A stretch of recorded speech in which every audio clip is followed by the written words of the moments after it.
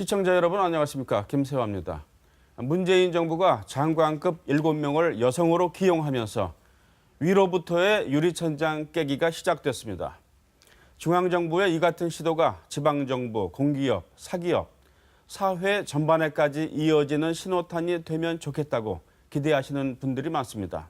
특히 보수적인 성향이 크다고 하는 대구 경북 지역에서도 성차별 해소, 여성의 고위직 진출이 활기를 띠게 되지 않을까 기대됩니다. 시사톡톡 오늘은 유리천장이 왜 두꺼운지, 유리천장은 우리 공동체에 어떤 영향을 주고 있는지, 이 유리천장을 깨뜨리기 위해서는 어떻게 해야 하는지 토론하는 시간을 마련했습니다. 오늘 출연해 주신 패널들을 소개해 드리겠습니다. 정일선 대구여성가족재단 대표 나오셨습니다. 네, 네, 안녕하십니까. 어서 오십시오. 김명선 대구여성회 이사 나오셨습니다. 네, 안녕하십니까. 네, 반갑습니다. 권혁장 국가인권위원회 대구인권사무소장 나오셨습니다. 예, 반갑습니다. 네, 어서 오십시오. 오늘 좋은 말씀 부탁드리겠습니다. 유리천장이라고 하는 것은 일반적으로 여성의 고위직 승진을 가로막는 이 조직 내에 보이지 않는 장벽으로 저희들은 이제 이해를 하고 있습니다. 통계로 나타난 유리천장의 실태를 저희 김은혜 기자가 정리를 했는데요. 김은혜 기자의 리포트를 보시고 토론을 하도록 하겠습니다. 보시죠. 영국의 시사주간지 이코노미스트는 지난 3월 8일 세계 여성의 날을 맞아 발표한 유리천장 지수에서 한국이 OECD 29개 회원국 가운데 4년 연속 최하위를 기록했다고 밝혔습니다. 유리천장 지수는 직장 내 여성이 동등한 대우를 받을 기회를 평가하는 지표로서 지수가 낮을수록 직장 내 여성 차별이 심하다는 뜻입니다. 한국에서는 상대적으로 의회 내 여성의 비중, 공공기관과 기업 내 여성 간부의 비중이 낮다고 밝혔습니다. 여성의 고위직 승진을 가로막는 집단 내부에 보이지 않는 장벽, 이른바 유리천장이 두껍다는 것입니다. 지역 상황은 어떨까요? 대구시의원은 전체 30명 가운데 여성은 5명이고 구의원은 전체 100여 명 가운데 여성은 20여 명에 불과합니다. 대구시 공무원은 전체 12,000여 명 가운데 여성은 30% 정도인데 5급은 전체 750여 명 가운데 80여 명으로 10% 정도에 그치고 4급은 전체 120여 명 가운데 10여 명으로 8%에 불과합니다. 직급이 높을수록 여성 비율은 현저하게 떨어집니다. 성평등 지수도 낮습니다. 여성가족부가 전국 16개 시도를 대상으로 경제활동, 의사결정, 교육과 직업훈련, 복지, 보건, 안전, 가족, 문화와 정보 등 8개 분야 지표를 토대로 지역 성평등 지수를 산정한 결과 지난 2011년부터 5년 동안 경상북도는 성평등 하위 지역으로 대구는 2011년 하위 지역, 그 이유는 중하위 지역으로 분류돼 대구와 경북 모두 성평등 수준이 가장 낮게 나타났습니다. 대구 여성은 가정에서도 평등한 삶을 살지는 못하는 것 같습니다. 대구 여성가족재단이 최근 발표한 통계로 보는 여성의 삶에 따르면 대구 지역 아내의 가사활동 시간은 2시간 31분으로 남편 38분에 비해 4배가 훨씬 넘습니다. 가사를 부인이 전적으로 책임지는 비율은 31%인데 반해 공평하게 분담하는 비율은 13.7%에 불과했습니다. 대구 경북 남자와 결혼한 여성은 하루 1시간 정도 더 가사 일을 한다는 연구 결과도 있습니다. 한국 사회에서 여성은 유리천장과 유리벽에 둘러싸여 있고 그 안에서도 평등하지 않은데 대구와 경북 지역은 불평등이 더 심하다는 사실을 각종 통계는 말해주고 있습니다. 유리천장과 유리벽을 깨야 한다는 것은 단지 여성 인권을 위한 목적을 넘어 한국 사회에 남아있는 억압구조를 개선시켜야 한다는 의미를 가지고 있습니다. 깊고 넓은 성 불평등 의식 어떻게 바꿔야 할까요? 높고 두꺼운 유리천장 어떻게 깨야 할까요? 시사톡톡 김은혜입니다. 네, 리포트 잘 보셨습니까? 네. 평소에 유리천장에 대해서 어떻게 생각하고 계신지, 어떻게 정의하고 계신지 우리 패널들로부터 들어보고 싶은데요. 좀 말씀을 해주시죠. 정일선 대표님부터 네. 말씀해 주시죠. 어릴 때 네. 초등학교 다닐 때 이렇게 까만 주머니에 공 하나씩 빼보라 그러잖아요. 네. 저는 유리천장 이 얘기 나올 때 꼭 어떤 생각이 드냐면 한 가지 색깔만 들어있는 그런 네. 주머니에서 공 뽑기 같다는 생각이 들거든요. 그 안에는 여러 가지 색깔이 들어있을 거라고 생각하는데 실제는 한 가지 색깔만 들어있어서 다 정해져 있죠. 네. 뽑을 때마다 한 가지 색깔만 나오니까 유리천장이다 보니까 뻔히 보여요. 올라갈 수 있는 길이. 근데 막상 올라가지 못하니까 좌절감은 더 크게 느껴질 겁니다. 네. 김명선 이사님. 네, 우리가 그 성불 평등한 사회 구조를 보통 이제 비유를 많이 기울어진 운동장에다가 비유를 합니다. 네. 네, 그렇게 본다면 이 유리천장은 고위직으로 갈수록 이 경사가 더욱더 심해지는 그런 기울어진 운동장이 아닌가라고 생각을 합니다. 네. 권혁장 소장님. 이게 유리천장이란 말이 찾아보니까 86년도에 월스트리트 저널인가 거기에 기사로 나왔더라고요. 네. 그리고 그 기사에 보면 어떤 표현이 있는가 하면 교묘하고 투명한 장벽 이런 표현이 있어요. 그러니까 교묘하다는 거하고 네. 근데 투명해요. 네. 한마디로 보이는데 네. 너무 교묘하기 때문에 인지하기 굉장히 어려운 거죠. 음. 근데 그것이 결론적으로는 여성이나 소수 인종을 배제하고 좌절시키는 네. 그래서 유리천장은 배제와 좌절의 벽일 수 있겠다. 뭐 이런 생각해봤습니다. 네. 그렇다면 그 유리 천장이 우리 한국 사회에서는 어떤 형태로 어떤 문제점을 드러내면서 있는지 거기에 대해서부터 말씀을 해주시면 좋을 것 같습니다. 정일선 대표님부터 이번에도 말씀을 해주실까요? 아, 예. 그 리포팅 이제 봤을 때 네. 이제 나오는 것처럼 그 남성 위주로 편중되어 있는 공직사회 문제도 굉장히 크거든요. 네. 실제 요번에 그 문재인 정부에서 여성 장관들을 말씀하신 것처럼 장관급 7명을 임명을 하다 보니까 굉장히 많은 여성들이 진출을 한 것처럼 보여요. 네. 근데 착시 효과 같은데 외교부만 제가 한번 봤더니 강경화 장관이 이제 외교부 처음으로 지금 네. 사상 처음으로 장관이 됐지만 실제 그 외교부에 있는 294명의 그 고위직 중에 여성은 11명에 불과하고요. 국토부 같은 경우는 45명 중에 1명이라고 합니다. 네. 그러니까 그 정도로 그러니까 여성들이 진출할 수 없는 그런 그 이제 직렬이라 그래야 되나 네. 그런 부분들이 있는 거거든요. 네.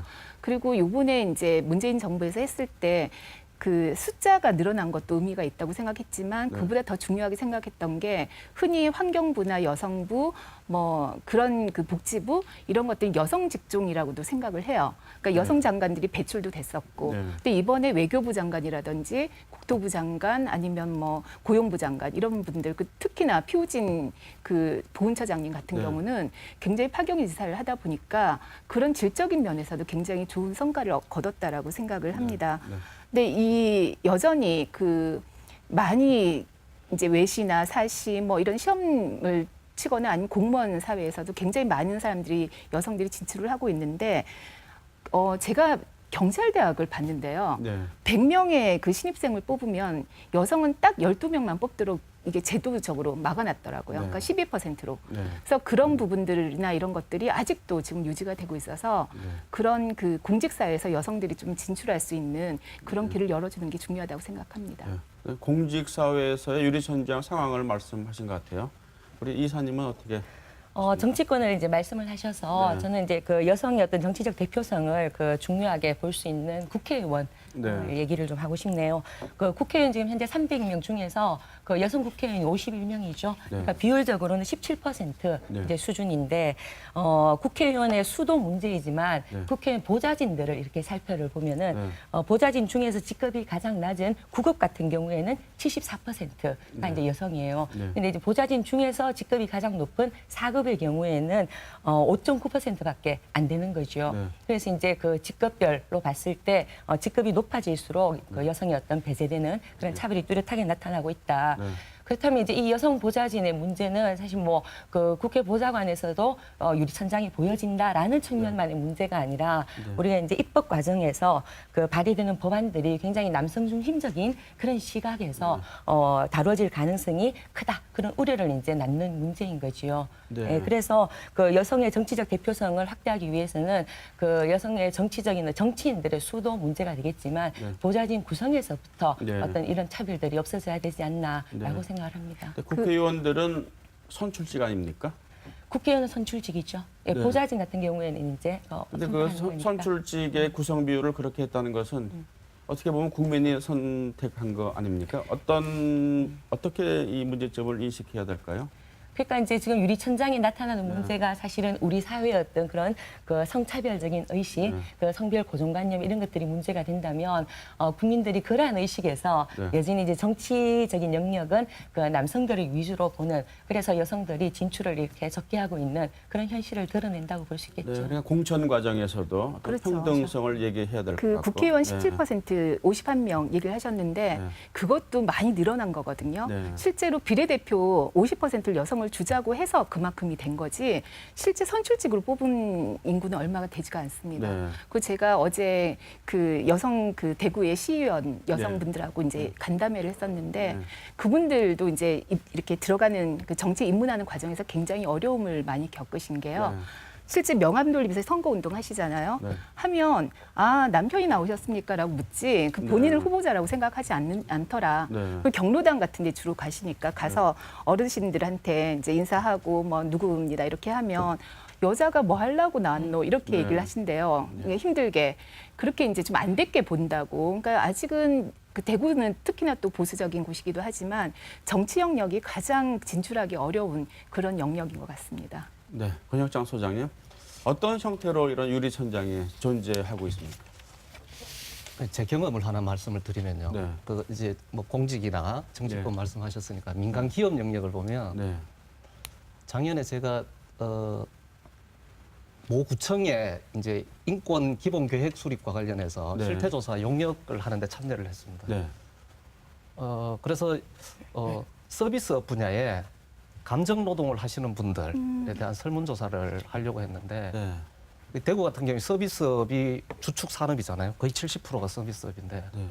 그러니까 샘플을 좀 뽑아서 해야 되는데 남성 노동자를 찾기가 너무 어려운 거예요. 네. 그러니까 서비스업의 감정 노동은 거의 100% 여성들이 하는. 한마디로 어떤 기업에서 직무를 수행하는 데 있어서 성별 이 분리가 분리. 확실하게 고착되어 있다는 네. 거예요. 이런 현상이 왜 생길까? 네. 가만히 생각해 보니까 우리가 일상적으로 그런 용어를 좀 쓰는 것 같습니다. 네. 남녀가 하는 일은 좀 따로 있다. 다르다. 네. 예, 예. 남자가 뭐 그런 일을 해. 네. 그리고 야 여성이 그 정도면 됐지. 여성의 몸으로 대단하네. 뭐 그런 것도 다 하네. 이런 의식이 네. 우리가 일상에서 그냥 막 하는 얘기예요. 집에서도 하고 직장에서도 하고 친구들 사이에도 하고 이런 저변에 있는 남녀의 분리와 대립적 의식 네. 거기에 또 여성에 대한 편견 네. 이런 것이 그대로 이래 사회의 뭐 문화, 조직, 뭐 산업 이런 데 그대로 투영되다 보니까 여성들이 그렇게 몰려버리는 네. 이게 현상적으로 이래 드러나고 있고 네. 문화에서 아주 일상적인 문화에서 이런 좀 차별적 의식, 분리적 의식이 우리에게 내면화되어 있다. 네. 그런 경험이 있습니다. 굉장히 좋은 지적이신데요. 네. 저희가 지금 유리천장을 다루긴 하지만 직종 분리해서 옆으로 못 가게 하는 유리벽이 네. 그것도 존재하거든요. 네. 그러니까 남탕, 여탕 이렇게 하듯이 네. 아예 여성을 분리시키는 이유가 왜 그런가 이제 뭐 서비스 직종이 여성한테 더 맞다라는 것도 있지만 또 다른 효과가요. 여성을 이렇게 몰아놓으면 네. 그 직종의 임금이 확 떨어져요. 아. 그러니까 남성하고 경쟁하지 않아도 네. 거기는 똑같은 이제 그러니까 왜냐하면 동일 노동 동일 임금은 다들 이제 논리적으로 네. 수용해야 되는 그런 당위성이잖아요. 네. 근데 여자들끼리 있는데 남성하고 동일 노동 동일 임금을 잴 수가 없는 거예요. 네. 그러니까 전체적으로 임금이 이렇게 떨어질 수밖에 없는 네. 그런 효과도 가져오게 됩니다. 네. 그런 뭐 효과라기보다는 악 영향이라고 봐야 되겠네요. 네, 사업주 쪽에서 보면 네. 네. 그러고 어떤 그런 거 보니까 소위 말하는 이제 콜센터 있지 않습니까? 컨택센터. 우리가 전화를 걸면은 전부 여성들이 전화를 받지 맞습니다. 않습니까? 네. 그런 면도 있는데요. 또 한 가지 꼭 짚고 넘어가고 싶었던 네. 게 성별 임금 격차 문제입니다. 네. 그 여성이 남성하고 이제 같은 지금 그냥 여성 평균 임금하고 남성 평균 임금을 보면 우리나라 수준은 지금 36.6% 정도가 이제 되거든요. 네. OECD 평균은 15% 정도. 그러니까 그만큼이 빈다는 거죠. 그러니까 남성이 100만 원을 받으면 여자는 63만 원을 정도 받는 수준. 네. 그러니까 절반을 조금 넘어가는 수준인데 이게 합리적인 차이에서 오는 거라면 뭐 네. 근속 연수라든지 네. 뭐 학벌이라든지 뭐 그런 거라면 수용을 할 텐데 그게 아니라 실제 연구를 해봤어요. 그러면 이 36.6%는 도대체 어디서 오는 건가 했더니 그 중에 36.6% 중에서 대부분이 여성이라서 그냥 네. 아무 이유 없이 여성이라서 받는 그런 그 여성 불리한 그 임금 체계라는 거죠. 네. 그래서 그런 부분들을 도저히 설명을 할 수가 없는데 이거는 전 세계적인 현상이에요. 네. 동일하게 100대 100을 받는 사람은 없어요. 그게 남성 평균 임금에 비해서 그게 수준이 어느 정도 차이가 있는지 그 갭의 네. 차이인 거지 우리나라는 그래도 OECD 국가 중에서 가장 매년 15년째 꼴찌를 하고 있습니다. 네. 그래서 더 큰 문제라고 생각합니다. 네, 아까 권혁장 소장님의 유리천장의 성격 중에 교묘하다는 그런 말씀하셨는데 그런 거 보면은 좀 교묘한 것 같습니다, 진짜. 교묘하다고 봐야 되겠죠? 그렇죠. 문화적으로 그러니까 설명하지 않고 문화적으로 관행이라는 얘기로 네. 그렇게 이제 차이를 두는 거니까. 네. 우리 지역은 어떨까요? 지역은 특히 보수적이라고 하는데 그 다른 지역에 비해서도 성 불평등 지수가 이제 높지 않습니까? 일단 그 대구 경북 지역, 특히 대구 지역이 이게 아무래도 보수적이다 보니 네. 그러한 어떤 유리천장 지수에서도 네. 좀 높게 나타나지 않을까라고 생각을 했는데 네. 자료를 보다 보니까 네. 그 7대 광역시 중에서도 네. 역시나 수치가 좀 높게 나오더라고요. 그러니까 그 수치에서 보면은 일단은 그 여성의 노동 참여율, 그다음에 이제 남녀 임금 격차, 네. 뭐 이러한 다양한 요소들에서 볼 수 있는데 그런 모든 수치에서 네. 좀 이렇게 그 남녀 격차가 큰 걸로 나와 있었고요. 네. 그리고 그 유리천장이 가장 심각한 게 뭐 정치권 모든 영역에서 다 유리천장이 나타나고 있지만 가장 심각한 영역이 이제 기업이라고 볼 수 있는데 네. 그 한국의 500대 기업에서 여성 직원의 비율은 20%. 그것도 지금 낮죠. 20% 초반대인데 그 중에서도 여성 임원 비율은 2.7%에 불과합니다. 그리고 이 500대 기업 중에서 약 70%에는 여성 임원이 단 한 명도 없는 네. 그러한 지금 이제 현실인 거죠. 대구 지역 같은 경우에도 이제 얼마 전에 그 직장 내 성희롱, 그 집단적인 성희롱이 발생했는 네. 모 은행이 있습니다. 네. 그러니까 그 은행 같은 경우에도 여성 임원이 단 한 명도 없었습니다. 네. 그게 물론 이것들이 이제 확실하게 지표로 조사되진 않았지만 네. 저의 생각으로는 이러한 어떤 고용상에서의 남녀 차별과 그리고 직장 내의 그런 어떤 성차별적인 문화가 네. 역시 같이 가는 게 아닌가 이런 생각을 해보았습니다. 네. 저도 사실 이게 우리나라에서 지역적 차이가 그렇게 클까라는 생각을 좀 해요. 이게 참 네. 그 격차라는 게 네. 별 크게 의미가 없을 거다. 네. 다른 정책을 써야 될 정도의 그런 네. 격차는 갖고 있지 않을 거다. 네. 근데 이제 대구 경북 지역의 뭐 전통적인 관습, 뭐 문화의식 이런 걸 봤을 때 실제로 여성들의 좀 차별적 상황은 다른 지역보다는 좀 가중될 수는 있겠다는 생각이 네. 들죠. 특히 대구 같은 경우에 사실은 뭐 이런 경제적 수준이 사실 광역권에서 거의 지금 바닥이지 않습니까? 네. 이거는 이제 흔히 말하는 노동시장에도 영향을 미칠 수밖에 없을 거고 그렇다면 이거에 일차적으로 피해가 어디에 증가될 거냐 고 봤을 때는 여성일 가능성이 높죠. 그게 저임금으로 나타날 거고 네. 비정규직으로 대표되는 이런 불안정 고용으로 나타날 거고 네.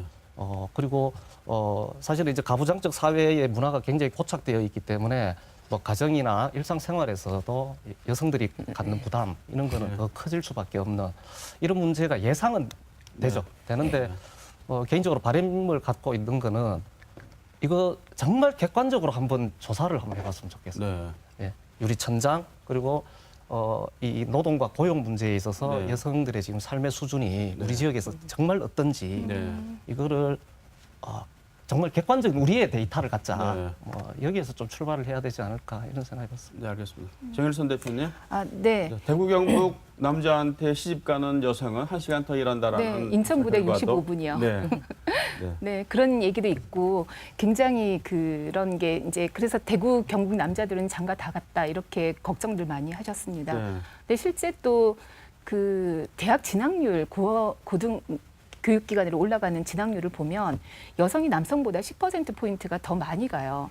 그러니까 그걸 왜 그렇게 그러니까 남자들은 중간에 진출할 수 있는 그래도 암만 천년 고용이 안 된다 그래도 좀 그런 자리가 있는데 여성들은 인적 자원을 개발하는 거 말고는 할 수 있는 방법이 없는 거예요.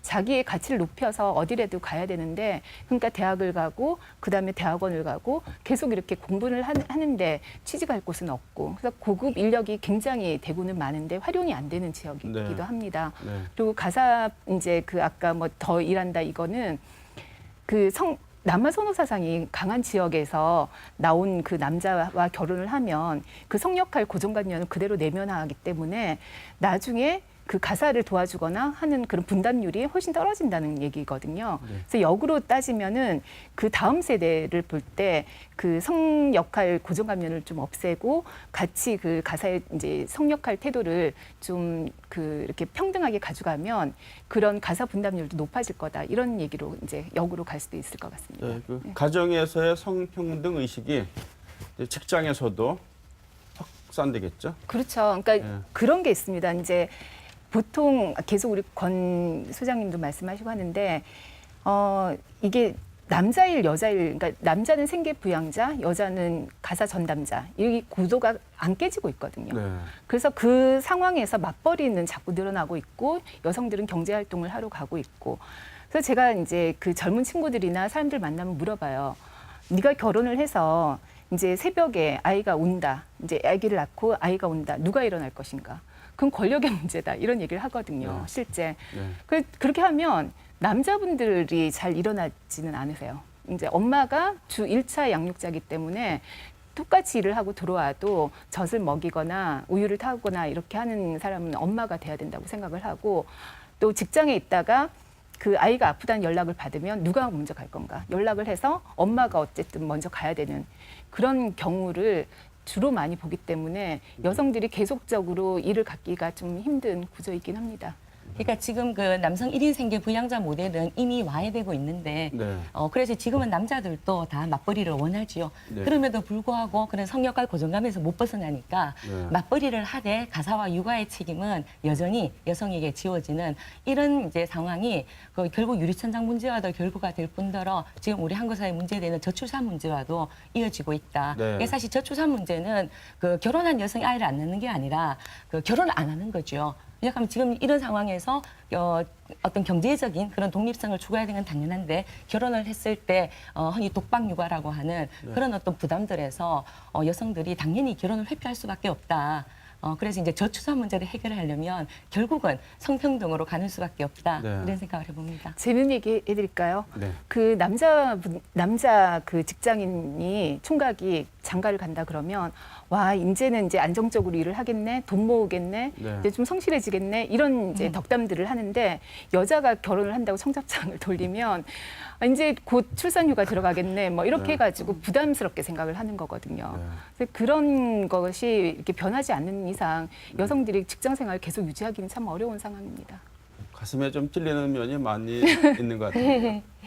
우리 저 소장님. 네. 자, 이 유리천장이 이렇게 형성된 어떻게 보면은 여성에 대한 억압 구조인데 이런 구조가 형성된 원인을 생각해 본다면 어떻게 말씀하실 수 있겠습니까? 사회라는 게 원래 또 그 사회의 관습이나 문화, 전통에 따른 나름의 가치관을 만들잖아요. 네.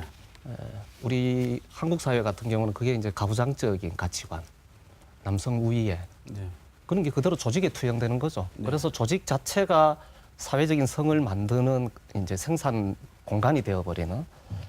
그래서 사실 이런 유리천장 문제나 노동에 있어서 여성 차별 문제의 하여튼 핵심은 이 조직 문화의 남성성에 있다고 누구나 공히 인정합니다. 이건 남성들도 실제로 인정하는 거예요. 근데 네. 이런 현상이 생기는 저변에 보면 사실 이게 자본주의 사회가 태동하고 발전되는 과정에서 이거는 고도의 경쟁을 통해서 이윤을 극대화시키는 이게 자본주의 기본적 속성인데 이렇게 되려 그러면 사실은 일정 사회적인 배제나 차별을 허용하지 않으면 네. 사실은 이런 이윤을 극대화시키는 데 있어서 한계가 있는 거죠. 그러니까 고용 문제가 생기는 거거든요. 네. 그런 과정에서 실제로 힘이 약한 그런 사회적 약자 내지는 여성이나 이런 뭐 소수 인종, 장애인 같은 소수자들은 일차적인 배제의 대상이 될 수밖에 네. 없는 거죠. 네. 이게 남성 중심성을 더 강화시키게 될 거고 네. 이것이 이제 우리에게 사회적으로는 구조적으로 문화적으로 고착화되고 네. 심지어는 교육의 과정에서 내면화되고 네. 이것이 지금 너무 오랜 시간 우리가 이렇게 지내왔기 때문에 네. 지금은 사실 이거 하나 깨는 것이 네. 전 농담 삼아 그래 통일하는 것보다 참 더 어려울 수도 있겠다. 뭐 이런 원인을 좀 갖고 있지 않을까 생각해봤습니다. 네. 그러니까 이게 저는 그렇게 생각해요. 근본적인 원인은 가부장제 사회에서 구축된 그 남녀 그 성별 분업이다. 라고 네. 생각을 하는데요. 네. 그러니까 선생님도 말씀하셨다시피 가부장제 사회에서는 남성의 일과 여성의 일을 명확하게 이렇게 이제 그러니까 구분을 해놓습니다. 네. 그래서 이제 당연히 남성의 일은 공적인 영역 그리고 이제 임금 노동 쪽으로 가고 여성의 일 같은 경우에 사적 영역 그래서 이제 가사노동과 육아 네. 이렇게 이제 구분을 딱 이렇게 성별 분업을 하고 근데 구분했는 것 자체도 문제이지만 이러한 어떤 역할 구분 속에서 위계화가 형성이 됩니다. 그러니까 남성이 하는 공적인 일은 중요한 가치 있는 일이고 여성이 하는 사적인 일은 이제 덜 가치가 보이는 그래서 여성의 노동에 대한 평가절하가 이루어지죠. 왜 그렇게 되었는가 생각을 해보면 아까 선생님 말씀하신 것처럼 자본주의가 형성되는 과정에서 여성의 노동력을 이렇게 같이 절하함으로써 여성의 가사 노동이 사실 무임금 노동이지 않습니까? 네. 예, 그런 식으로 해서 자본주의가 어떤 축적을 해왔다 이렇게 이제 볼 수 있을 것 같고요. 그래서 이러한 성별 분업으로 인한 그런 어떤 또 함께 덧붙여서 이제 여성과 남성들이 갖고 있는 성별 고정관념 이러한 것들이 근본 원인인데 그래서 조직에서 보면은 그러한 게 이어져서 아까 말씀하신 것처럼 성별 직종 분리가 이제 일어나는 거지요. 그래서 남성이 주로 몰리는 직종과 여성이 몰리는 직종이 구분이 됩니다. 그런데 거기에서 벌써 여성이 몰리는 직종은 그 자체로 임금이 낮아지고 그리고 이제 지위가 낮은 일로 치부가 되지요. 그래서 여성이 많이 몰리면 무조건 가치가 하락하는 이러한 측면이 있습니다. 그래서 이제 이러한 성별 직종 분리에서 그런 이제 그 여성과 남성의 직무가 달라지면서 일반 회사 조직에서도 남성은 중요하고 핵심적인 그런 이제 역할을 맡는다면 여성은 이제 보조적이고 또는 이제 주변적인 그런 임무를 맡다 보니까 승진도 어렵게 되고 그런 승진의 기회조차도 가지기 어려운 그래서 유리천장이 더욱더 강화되고 그리고 그러한 것들이 또한 여성의 능력과 생산성의 문제로 되면서 역시 여자들은 일하는 데 문제가 있다. 이러한 것들이 더욱더 강화되는 그러한 악순환이 반복되어 있다고 보여집니다. 네. 실제 똑같이 대학 졸업하고 아니면 공부하고 들어와서 같이 시작을 해도 20대, 30대 초반까지는 같이 가고 임금도 별 차이가 안 나거든요. 근데 이 친구가 결혼을 하고 아이를 낳고 그 순간부터 이렇게 조금씩 갭이 벌어지기 시작하다가 네. 정말 그리고 경력 단절이라도 하고 나면 다시 직장으로 그 정도 위치로 복귀하는 건 정말 어렵습니다. 거의 불가능하고 경력 단절을 했다가 새로 직장을 갖게 돼도 그거는 이제 뭐 그전엔 전문직이나 뭐 아니면 사무직을 하다가 그다음에 경력 단절을 거치고 그다음에 들어갈 땐 제조업이나 그러니까 별로 원하는 곳이 없는 거예요. 그래서 그 단계를 하나 낮춰 갖고 갈 수밖에 없는 상황이기도 네. 하고 네. 아까 우리 그 이제 이사님 말씀하신 것처럼 그 여성이 그 가정에서 이렇게 구분이 되는 역할들이 그대로 사회로 나와도 직장에서 대민 업무나 복지 업무, 돌봄 업무 이런 것들은 여성의 역할이고 남성들은 기획하고 예산하고 뭐 이런 쪽의 역할을 이제 주어지니까 그래서 저희는 승진 사다리에서 올라가는 것도 되게 중요한데 그런 중요 부서에 여성들이 얼마나 진출할 수 있는가 그런 그 진출의 범위도 굉장히 중요한 요소로 보고 있습니다. 예. 지금까지 유리천장이 어떤 형태로 존재하는지 어떤 문제점들을 야기시키는지 그리고 그 원인은 무엇인지에 대해서 말씀을 하셨는데요. 자, 그렇다면 깨야 됩니다. 깨야 된다는 데는 누구나 다 동의를 하시는데 지금까지 깨지지 않은 것을 보면은 이 유리천장이 굉장히 두꺼운 것만은 사실인 것 같고 깨기가 굉장히 어려울 것 같습니다. 일단 걸림돌이 있을 것 같은데요. 그 걸림돌이라는 게 뭐 의식일 수도 있고 관습일 수도 있고 어떤 제도일 수도 있다라는 생각이 드는데 이 걸림돌에 대해서 말씀을 해주십시오. 어떤 어려운 점이 있습니까? 이 유리천장을 깨는데 이번에는 고석장 소장님부터 말씀을 해주시죠. 뭐 이게 원체 복합적인 거라서 이게 네. 고민인데 뭐 한 측면을 먼저 말씀드리면 앞에 이제 유리천장이라 무엇인가라고 정의를 할 때 네. 아주 교묘하고 투명한 장벽이다라고 네. 얘기를 했어요. 원체 교묘하기 때문에 인식하기 어렵고 네. 인식하기 어려우니까 사회적으로 논란거리로 만들기도 또 쉽지 않고 네. 그러니까 논란이 안 되니까 각성 효과도 없고 네. 그러니까 정책도 안 나오고 개선되지 않고 이런 흐름을 가지고 있는 것 같습니다. 네. 핵심은 하여튼 이게 의식과 문화의 문제가 저변에 좀 깔려 있는 것 같은데요. 이게 우리가 가지고 있는 이 조직의 이 남성성 그리고 남성 중심의 조직 문화라는 것 이런 것이 실제로 이제 여성에 대한 편견을 기반으로 해서 지금 완전히 고착화되어 있고 내면화되어 있는 건데 이런 것이 이런 의식과 문화 내면화된 그리고 지극히 당연하게 받아들여지고 있는 이런 의식이나 조직 문화를 어떻게 깨뜨릴 거냐 이것이 지금 과제로 와 있고 네. 실제로 이거에서 한 발짝도 못 나가기 때문에 사실 어떤 변화를 시도하는 것 자체가 지금 굉장히 어려운 거죠. 그래서 네. 이래 정책이 나오는 것도 보면 양적으로 확대하는 정책은 나오지만 네. 질적 깊이나 네. 실질적인 어떤 변화를 개선하는 이런 정책들은 없는 게 아니고 사실은 시도하기에 어려운 사회적인 환경에 우리 전체가 갇혀 있는 네. 좀 이런 게 걸림돌로 작용하고 있다 뭐 그런 생각이 들었습니다. 네. 김명선 이사님 어떻게 보십니까? 남성 중심적인 그 조직 문화 말씀을 하셨는데 그런 얘기 하더라고요. 직장에서 그 남자 상사가 이제 주로 여성 직원들에게 평가를 할 때 여자들은 이 여성 직원은 충성심이 부족하다. 그 저는 깜짝 놀라요. 이게 기업 조직이 네. 군사 조직도 아니고 네. 충성심을 필요로 하는가라는 생각을 해보는데 그런 게 바로 남성 중심적인 어떤 조직 문화를 좀 대표하는 발언이 아닌가 싶은 생각이 듭니다. 근데 그때 얘기하는 그 충성심이라는 것이 과연 내용이 무엇인가? 네. 예. 그러면 뭐 이제 그 주로 상명하달식의 네. 어떤 네. 그런 것들 네. 그리고 이제 뭐 회식 그다음에 야근 주말 출근 이런 것들에 대해서 토를 달지 않고 네. 그렇게 이제 따라가는 그런 거에서는 사실 여성들이 따라하기 힘들지요. 그냥 그런 문화에도 익숙하지 않을 뿐더러 그리고 이제 그 가사와 육아를 담당하다 보니까 시간적인 여유로서도 불가능한 그런 걸 가지고 여성은 조직 생활을 잘 못한다, 충성심이 떨어진다 이렇게 얘기를 하는데 아까도 말씀드렸지만 역시 자본주의가 그 생산성에 굉장히 그러니까 민감하다면 이제는 이러한 그 유리천장을 가지고 있는 조직 문화도 한계점에 도달하지 않았는가 생각을 합니다. 왜냐하면 이게 성불평등한 어떤 그러한 조직 문화에서 더 이상 생산성이 올라갈 수가 없다. 그래서 이제 실제 유럽 같은 경우에도 그 여성 임원 할당제를 하면서 실제 조직의 어떤 그런 성과들이 굉장히 늘어나는 그런 사례들이 보여지고요. 그리고 이제 얼마 전에 그런 토론회에서 그런 얘기를 하더라고요. 이 4차 산업혁명 시대에 가장 필요한 게 무엇일까라고 얘기했는데 그 기업의 전문가분이 성평등으로 인한 그런 네. 어떤 여성들의 그 진출이다라고 얘기를 하더라고요. 그러니까 성의 다양성을 얘기를 한 거죠. 그러니까 조직에서 다양성이 확보될 때 변화되는 시대에 그런 맞는 어떤 조직 경쟁력을 그리고 국가 경쟁력을 가질 수 있지 않은가 그렇게 본다면 지금 우리 사회의 이런 그 남성 중심적인 조직 문화는 굉장히 기업의 어떤 경쟁력이나 국가 경쟁력으로 봤을 때도 이제 한계에 도달했다. 그렇다면 우리의 의식들은 아직 못 따라가고 있지만 네. 실제 현실적인 문제에서 좀 극복 가능해 나가지 않을까 하는 그런 생각을 해봅니다. 네. 정일선 대표님. 네, 그 아까 잘 짜여진 그 교묘한 그런 조직 그 문화라고 네. 얘기하시는데 남성 중심적인 조직 문화는 진짜 여성들이 끼어들 틈이 잘 없긴 해요.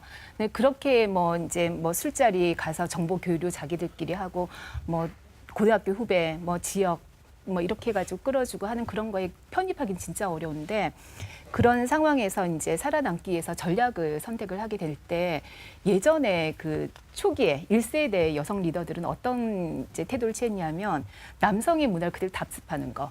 그러니까 네. 이제 목욕탕만 못 따라갔지 뭐 술자리 다 따라가고 심지어 제가 그 회고록 같은 걸 봤는데 그 초기에 그 여성 리더분은 뻐끔 담배를 피셨대요. 네. 그러니까 직접 피지는 못하지만 맞담배를 해야지 뭔가 교류도 되고 정보가 나오니까 가서 그냥 뻐끔 담배를 피우면서까지 거기 편입을 하려고 노력을 했었던 게 있었고 또 이제 그렇게 성공한 여성들 중에는 그게 개인적인 성취라고 생각을 하는 거예요. 이 구조적인 문제가 아니라. 네. 그러니까 유리천장이란 것도 구조로 이렇게 지어져 있는 그런 건데도 불구하고 저 유리천장 뚫은 여성들 중에는 내가 열심히 하면 막 죽을 듯이 열심히 하고 하면 성공할 수 있다라는 거를 갖고 있고 그런 경험을 갖고 있기 때문에 후배들 질책을 하는 거예요. 왜 열심히 하지 않느냐.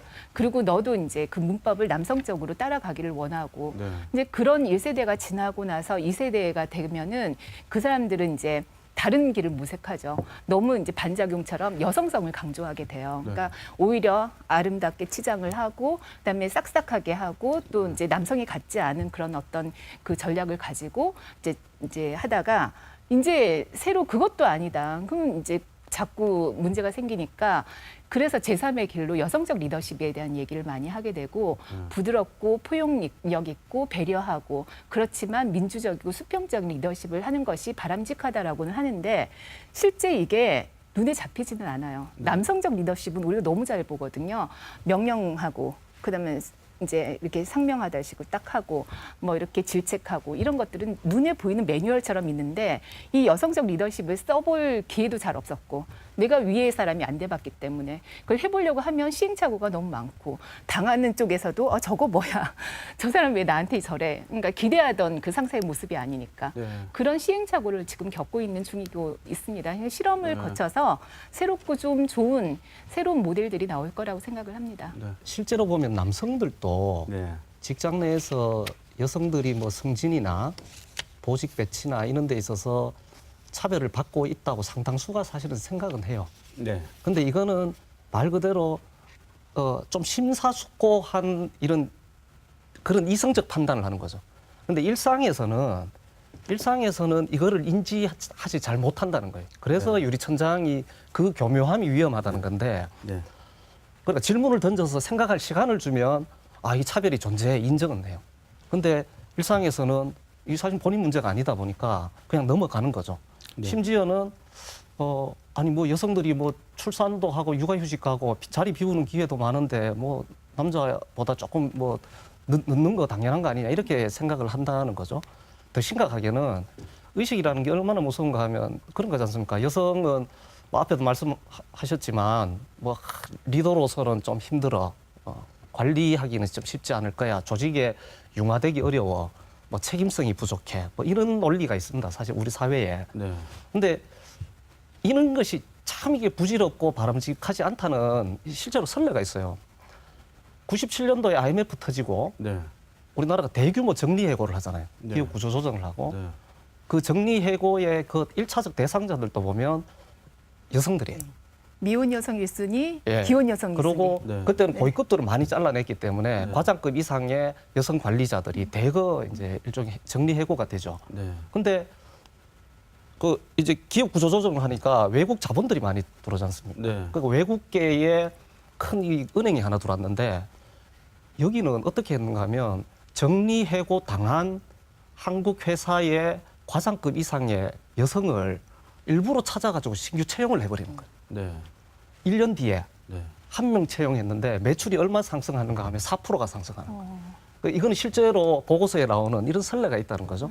그래서 뭐 여성은 어떻다, 여성은 뭐 책임성이 부족하다, 뭐 이제 역량이 떨어진다, 뭐 이런 식의 그러려니 하는 논리는 실제로 보면 실체도 없고 굉장히 왜곡되어 있다. 맞습니다. 도리어 네.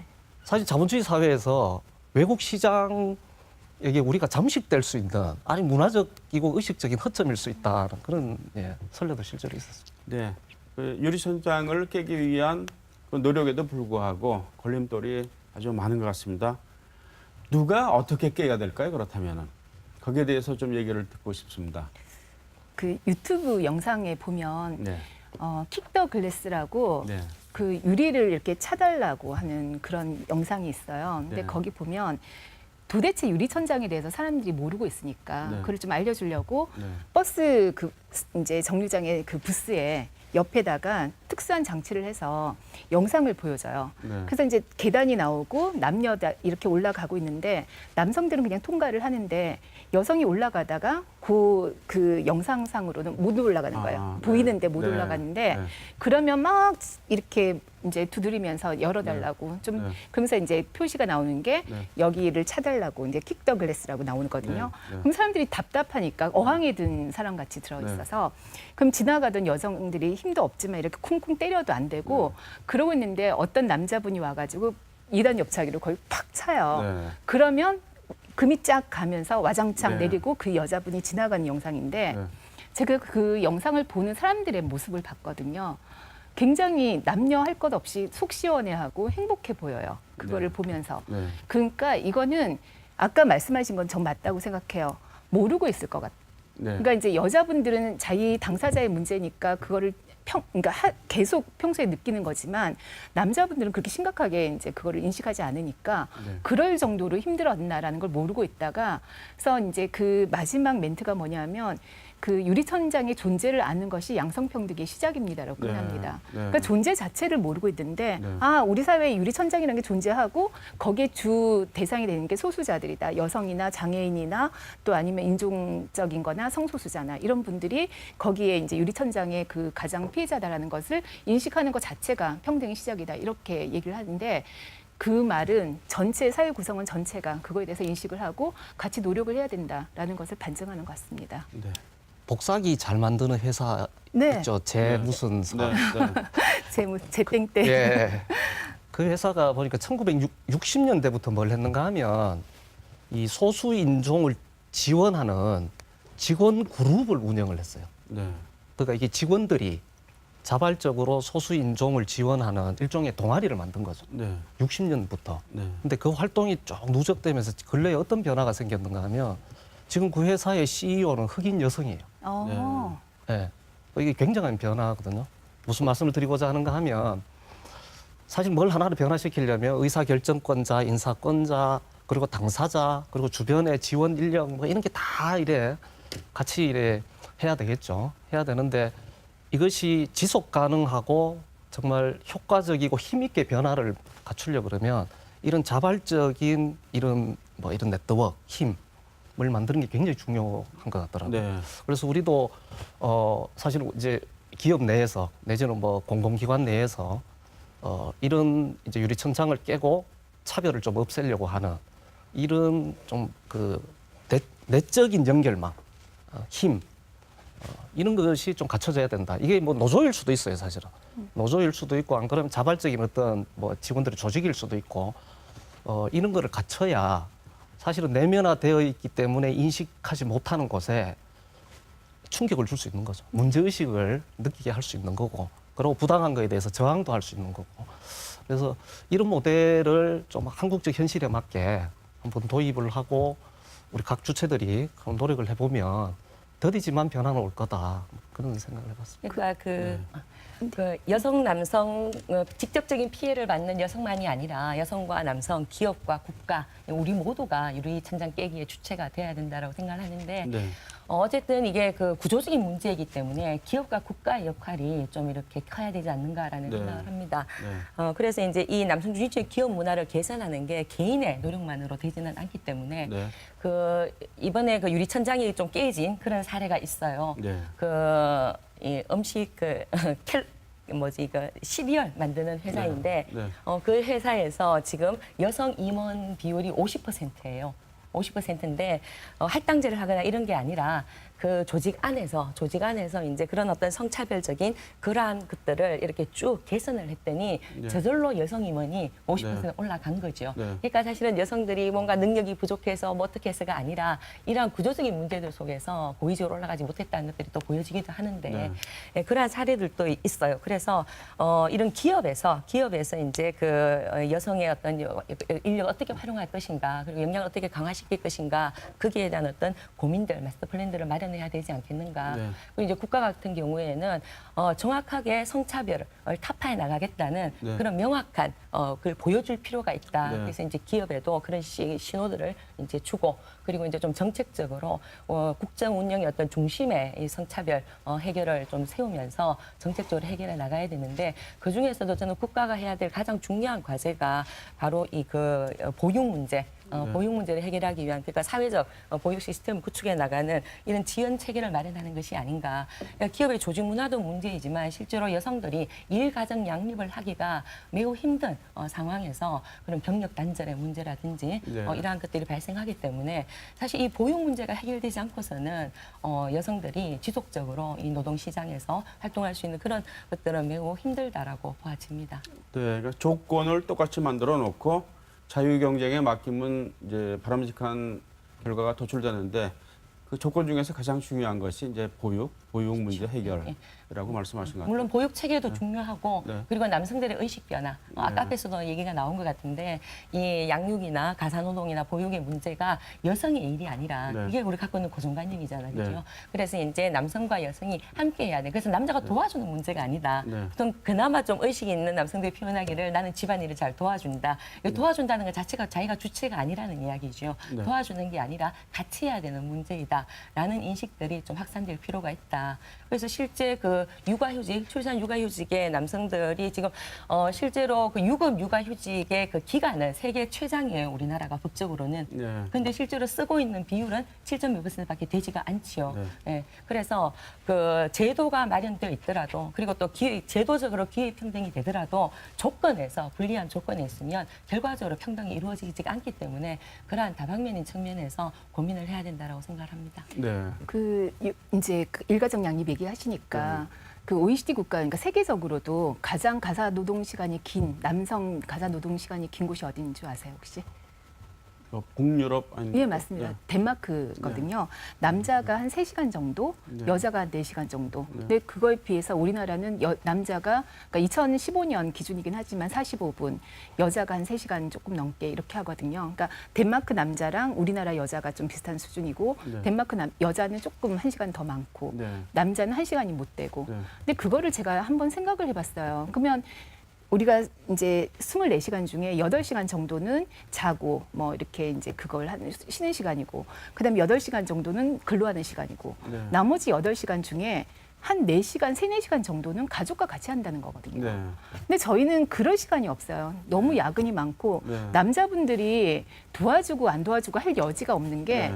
너무 직장에서 붙들어 놓으니까 네. 집에 가서 일을 할 수가 있는 그게 아니고 여자분들이 그나마 3시간 뭐 2시간 이렇게 할 수 있는 거는 여자 몫이니까 이렇게 가는 거가 네. 좀 이제 양해가 되고 또 전업주부도 있고 그러시지만 이 남자분들은 가사에 참여하고 싶어도 시간 자체가 나지 않기 때문에 그래서 이제 일가정 양립을 할 때 얘기를 할 때 이거는 그 이제 뭐 제도적으로 그러니까 야근 문화를 좀 없애고 그 집에 가족들과 같이 할 수 있는 그런 시간들을 많이 줄 수 있도록 일생활 균형이 이루어지는 게 가장 바람직하다고 생각을 합니다. 네. 김명선 이사님, 조금 전에 이제 국가의 정책, 국가의 개입이 필요하다고 말씀하셨는데 이런 부분은 어떻게 보십니까?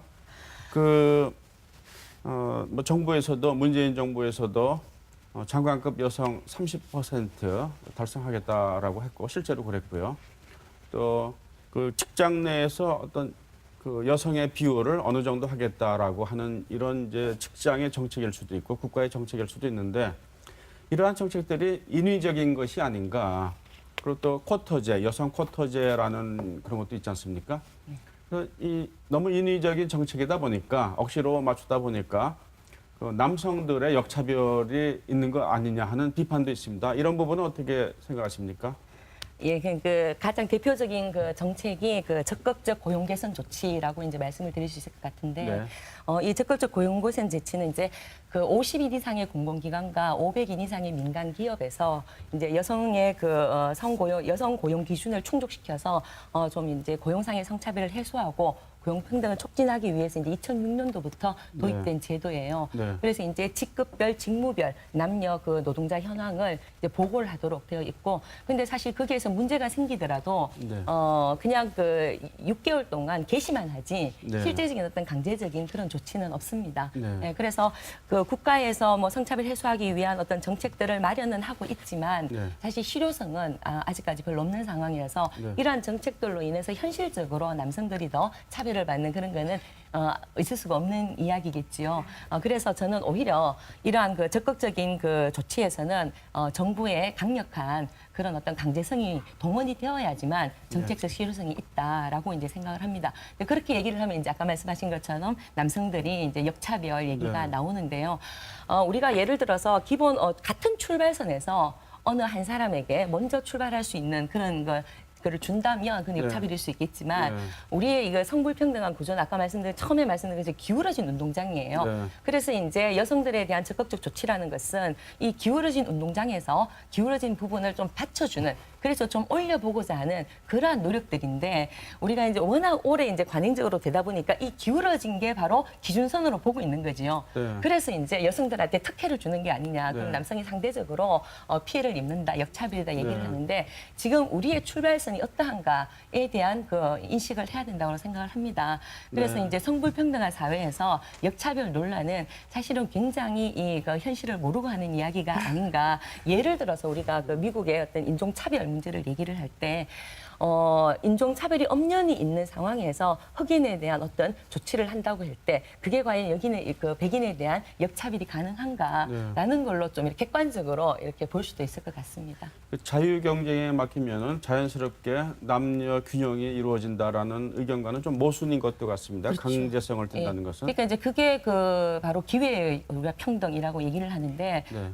우리가 지금 그 한국 사회에서 법제도적으로는 사실은 남녀 불평등이 그렇게 있다라고 생각은 하지 않습니다. 네. 그러니까 상당히 많이 개선이 되었기 때문에, 그래서 이제 기회의 평등은 주어지지만 네. 같은 기회를 주더라도 여성들이 어떻게 할 수 있는 조건이 안 되는 상황이 바로 약간 말씀드린 성차별적인 사회에서 나오기 때문에, 그래서 이제 그 기회의 평등만으로는 결코 평등이 이루어지지 않는다. 네. 그래서 이제 조건에 대한 평등, 그것이 바로 결과적으로 평등을 가져올 수 있는 길이다라는 거지요. 네, 정 대표님. 네, 그 30%가 왜 중요하냐면요. 네. 한 조직이나 정책에 영향력을 미칠 수 있는 최소한의 그 임계 질량이라고 할 수가 있습니다. 네. 그래서 30% 정도는 맞춰줘야 된다라는 것을 얘기를 하고 있고요.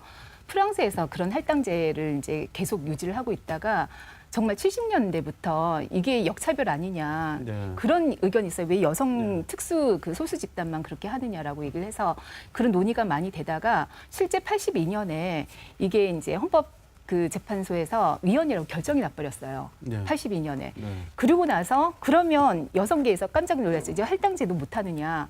그 자유경쟁을 열어놔야 되느냐. 이렇게 하다가 헌법상에 모든 그 집단이 동등해야 된다는 게 있으니까 네. 남녀 동수로 가자. 네. 그러니까 두 자리가 있으면 하나는 여자, 하나는 남자 이렇게 가면 되지 않겠느냐라고 네. 해서 17년간을 논의를 했어요. 계속 투쟁을 하고. 네. 그래서 2000년대 파리테법이라고 그게 이제 하면서 모든 법적으로 이루어진 선거에서는 남녀를 동수로 선출하도록 그렇게 네. 하는 법이 이제 시행이 되면서 네. 그러니까 17년이 넘게 걸린 거죠. 이제 그렇게 하면서 이 파리테법이 시행이 되고 나니까 여성 그 비율이 2배로 이렇게 뛰었다라고 얘기를 하고 있거든요. 10년 만에. 네. 그래서 그 지금 우리가 생각할 때는 할당제가 문제라고 생각을 하는데 실제 적극적으로 이제 선진국이나 이런 데서는 남녀 동수에 대한 얘기들도 나오고 있고 실제 동수 내각을 하고 있고 네. 이번에 대선 과정을 거치면서 그 많은 대다수의 그 후보자들이 동수 내각을 들고 나오셨어요. 네. 그리고 그 시작 단계를 동수 30%부터 시작을 해서 동수 내각까지 가겠다라고 이제 얘기를 하셨고요. 네. 그래서 그런 부분에 대해서는 아까 우리 이사님 말씀하신 것처럼 그런 그 이제 최소한의 그런 요건이다라고 생각을 하시면 될 것 같습니다. 네. 실제로 지금 현재의 우리의 수준이 그 실체를 제대로 확인하고 있지 못하다. 네. 그러니까 성평등의 문제가 있다면, 성차별이 있다면 이게 어느 정도 심각한지가 진단되고 있지 않다는 생각을 네. 많이 해요. 그래서 보면 좀 선진적인 기업들 같은 경우에 요즘 도입하는 게 기업의 어떤 이제 뭐 성평등이나 이런 인권과 관련해서 기업에 대한 이제 인권 진단들을 하기 시작을 했습니다. 네. 그중에 한 예가 팬더 원칙이라는 게 있는데 네. 어떤 건가 하면 이런 겁니다. 뭐 예를 들면 여성을 중심으로 말씀을 드리면 어느 한 조직에서 어떤 의사 결정을 할 때 여성의 참여 그리고 여성의 참여를 통한 민주적인 의사 결정 이것이 얼마나 보장되어 있는지 그리고 혹시 우리 조직 내에서는 차별적 요소가 있지는 않을지 있다면 어떤 건지 과연 우리는 인간 존엄이라는 그 원칙을 우리 조직에서 얼마나 이행하고 있는지 네. 뭐 이런 내용들이에요. 이런 거를 진단을 해서 네. 이제 문제점을 쭉 뽑겠죠. 네. 그러면 그 조직의 인권적 수준이 딱 이렇게 판단되는 거죠. 저는 뭐 이런 뭐 성평등의 문제도 이런 진단에서 시작을 해야 된다. 이거 진단을 해놓지 않으면 과제도 못 찾고 네. 새로운 실험도 못 하게 되는 거죠. 네. 그래서 우리나라 민간 기업이든 공공기관이든 어차피 공공기관은 내년부터 인권 진단을 사실 그 대통령이 발언을 해버린 거라서 네. 아마 하게 될 겁니다. 네. 그러면 이건 기업에 또 영향을 미칠 거예요. 네. 공기업에 바로 영향을 미칠 건데 기다리지 말고 네. 지금 벌써 좀 일찍 좀 선도적으로 각 기업들이 자기 조직 내에서의 인권의 수준, 성평등의 수준이 어느 정도인지 네. 자기 진단을 하는 노력들이 네. 좀 빨리 좀 선행적으로 되는 것이 네. 좀 실질적인 변화 그리고 좀 깊은 변화로 이어질 수 있겠다. 예, 그런 시도를 한번 해봤으면 좋겠다는 바람을 네. 갖습니다. 네. 지금 유리천장을 어떻게 깰 것인가에 대해서 얘기하고 있는데요. 외국 사례가 있습니까? 말씀해 주시죠. 네. 성별 임금 격차 같은 경우는요. 네. 독일도 굉장히 그 유럽에서는 그 보수적인 곳이라고 얘기를 하거든요. 네. 그래서 성별 임금 격차가 다른 나라에 비해서 21% 정도로 조금 높은 편입니다. 네. 그래서 이거를 좀 줄여보려고 노력을 해서 올 3월에 임금 공개법이라는 네. 것을 이제 그 시행을 하고 있는데요. 그 내용은 거기는 왜 서로 자기의 그 연봉이나 임금을 모르잖아요. 네. 이게 같이 일을 하더라도. 네. 근데 그런 프라이버시를 굉장히 중요시하는 곳에서 네. 내가 여성이 나랑 똑같은 일을 하거나 같은 비슷한 일을 하는 사람의 남자 노동자의 임금이 얼마인지를 공개 청구를 할 수가 있어요. 아, 네. 그러면 200인 이상 사업장에 있는 네. 그 이제 사업주는 그 6명까지도 이제 그 공개 청계를 하면 네. 3개월 안에 그걸 서면으로 통보를 하도록 되어 있습니다. 아, 네. 그러니까 기본급뿐만 아니라 네. 복지 혜택 뭐 네. 여러 가지 다 들어가 있는 거를 네. 그 이제 자기가 보고 나는 이 사람하고 비슷한 일을 하는데 왜 이렇게 차이가 나는가를 볼 수가 있으니까 자동적으로 그 임금 체계가 개선이 되겠죠. 네. 근데 그 이제 모티브를 들고 와서 네. 문재인 정부에서도 성평등 임금 공시제라는 것을 지금 시행하겠다고 국정과제로 내놓고 있거든요. 네. 어떤 방식으로 할지는 잘 모르겠지만 네. 그런 것들이 하나의 큰 좀 진전할 수 있는 단계가 됐으면 좋겠습니다. 네. 김명선 이사님. 네, 방금 말씀하신 그 공개법과 관련되게 아이슬란드도 남녀 동등 임금 여기에는 인증제예요. 그러니까 네. 기업에서 남녀 간의 임금 차별이 없다는 것들을 네. 증명하도록 이렇게 시행을 이제 하고 있는 거지요. 네. 그래서 이제 외국의 사례를 봤을 때는 그래도 역시나 무엇보다 효과적인 거는 역시 여성 임원 할당제 쿼터제가 네. 아닌가 싶고요. 네. 그리고 이제 또 일가정 양립할 수 있는 근무 여건을 마련하는 데서는 역시 이제 북유럽 국가 같은 경우에는 굉장히 실효성을 보이기 때문에 네. 그 재택 근무라든지 네. 시간 출퇴근제라든지 그러한 어떤 탄력적인 근무제도. 근데 사실 우리나라에서 이걸 도입하려면 문제가 또 될 수는 있어요. 이 탄력적인 근무제도가 또 여성들의 어떤 그런 고용성을 떨어뜨리는 결과를 가져올 수도 있기도 한데 네. 또 그 외에도 역시 이제 의식의 변화가 중요하다라고 생각을 했을 때 네. 젠더 감수성을 좀 키울 수 있는 네. 그러니까 이제 우리 사회의 성차별 문제를 들여다볼 수 있고 그리고 이제 그것을 그러니까 해결해 나가려고자 하는 그러한 의식들을 가지는 게 중요하기 때문에 젠더 감수성을 키울 수 있는 그러한 교육들이 서구에서는 많이 되고 있더라고요. 그래서 그런 좋은 사례들을 네. 가지고 와서 우리도 국민 의식 개선 운동을 해야 되지 않겠는가 생각합니다. 네. 권혁장 소장님. 뭐 유럽은 보니까 2012년 뭐 이럴 때부터 해서 유럽 연합이 앞장서서 네. 여성 할당 지침 이런 걸 막 권고를 하더라고요. 근데 그게 몇 퍼센트인가 하면 40%입니다. 맞아요. 기업 네. 이사회의 비상임 이사 네. 여성 할당을 40%. 네. 지금 그까지 갔지는 않았지만 네. 사실은 각 나라가 이걸 거의 법적인 장치로 만들어서 공구사항. 계속 지금 올려가고 있는 뭐 그런 단계죠. 실제로 보면 뭐 여성 할당제, 여성 쿼터제 이런 거는 필요한 거죠. 차별이 실제로 존재하는데 평등으로 가기 위해서는 적극적인 우대 조치를 하지 않고서는 실질적 평등은 보장되지 않기 때문에 그런 할당제와 같은 그런 노력들은 좀 필요한 것 같고 실제로 그런 사례가 있고 이 눈 건강 뭐 관련된 기업 중에 유명한 기업 있죠. 그 미국에 있는 기업인데 바뭐 땡땡사라고. 네. 그래서 여기는 독특한 게 회사 내에 네. 여성 임원 네트워크라는 게 있습니다. 그러니까 여성 임원들의 모임이라는 게 의미가 아니고 네. 여성 임원을 육성하고 그리고 지원하는 네. 이런 회사 내 공식 조직이에요. 그럼 네. 멤버에는 남성도 있습니다. 네. 근데 실제로 일상적으로 여성들의 고충 상담도 해주고 그리고 이런 거를 정책적으로 반영도 하고 그리고 거기에 있는 임원들이 별도로 이제 그 일종의 성평등 가이드라인 같은 거를 자기들이 만들어서 그거를 일상적으로 점검하는 거예요. 그럼 회사의 그 성평등 인식 수준이나 이런 건 엄청 높아질 수밖에 없죠. 여성들이 고위직으로 가는 데 있어서 실질적인 효과를 보는 거고 유리창은 이렇게 깨지는 이런 네. 사례도 있는 거죠. 우리나라에서도 저는 뭐 이런 모델 네. 지금 좀 하는 데가 있어요. 사실 네. 몇 개 기업은 하는데 네. 좀 더 이래 좀 실효성 있게 될 수 있도록 한번 추진을 해보면 네. 변화를 경험할 수 있겠다는 생각을 해봤습니다. 네. 어느덧 시간이 다 됐습니다. 마지막으로 가장 기본적인 질문. 유리천장을 도대체 왜 깨야 하는지에 대한 그 대답을 해주시면서 오늘 토론을 마치도록 하겠습니다. 정일선 대표님부터 네. 말씀해 주십시오. 그 2015년에 캐나다의 트리도 총리가 네. 굉장히 잘생겼죠. 그분이 이렇게 총리가 돼가지고 처음으로 캐나다 역사상 처음으로 15명씩 남녀 동수 내각을 이제 만들었어요. 성평등 내각을. 네. 그러니까 기자가 물었어요. 가가지고 네. 총리한테 성평등 내각을 왜 구성하셨습니까? 그러니까 네. 그분이 하신 말씀이 2015년이니까요.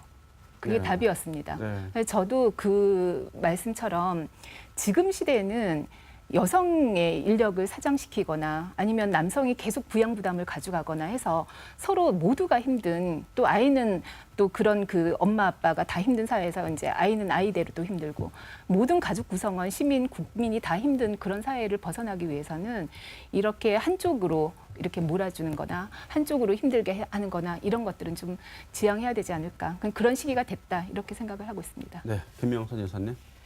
네, 그 유리천장 깨기와 더불어 포괄적으로 그 성평등 사회로 나아가는 것은 네. 이제는 당연한 어떤 그 흐름이 아닌가라고 생각을 하면서 네. 이 성평등 사회로 만들어 나가는 것은 정의의 문제이다. 네. 정의의 문제이다라고 생각을 하고요. 그리고 이 성차별을 없애는 것은 직접적인 피해를 입는 여성에게만 좋은 것이 아니라 남성에게, 그리고 우리 모두에게 좋은 일이다라는 말씀을 드리고 싶습니다. 네. 변혁장 소장님. 예. 전 세계 일의 소비 시장을 보면 아시아가 50% 이상을 차지하고 있죠, 사실은 소비 네. 시장. 그리고 거기에서 소비 시장의 영향력을 보면 여성이 보통 한 70% 정도 영향력을 행사하고 있습니다. 자본주의 시장 경제의 논리로만 보더라도 실제로 여성이 소비 시장에 차지하는 비율이 그 정도가 된다면 이제는 사실은 여성의 대표성, 그리고 여성의 정책 결정 권한의 부여, 이거는 획기적으로 달라져야 되는 거죠. 그래서 한편 보면 굉장히 상식적인 상황에 왔다고 보여지고요. 네. 이렇게 가지 않는 것이 굉장히 비합리적인 거니까 이렇게 가는 것이 정말 공정하고 좀 정의로운 사회, 연대의식이 넘치는 사회로 가는 지름길이다. 그런 생각을 해봤습니다. 네, 알겠습니다. 오늘 말씀 감사합니다. 자, 시청자 여러분, 오늘 토론 어떻게 보셨습니까? 이 아내를 위해서 청소를 해준다, 빨래를 해준다, 밥을 해준다, 애들을 봐준다. 이 같은 말은 남녀 불평등 사회 구조에서 나온 것 같습니다. 여성 장관 7명을 임명했다. 내각에서 여성의 비율을 30%까지 높였다 하는 것도 불평등 사회 구조에서 빠져나오지 못한 말인 것 같습니다. 제 말에 동의하십니까?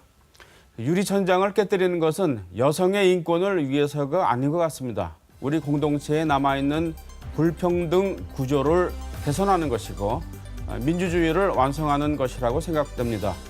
깨뜨려야 할 유리천장은 여성의 머리 위에 있는 것이 아니라 남녀, 즉 인간의 머리 속에 있는 것 같습니다. 시사톡톡 오늘은 여기서 마치겠습니다. 시청자 여러분 감사합니다.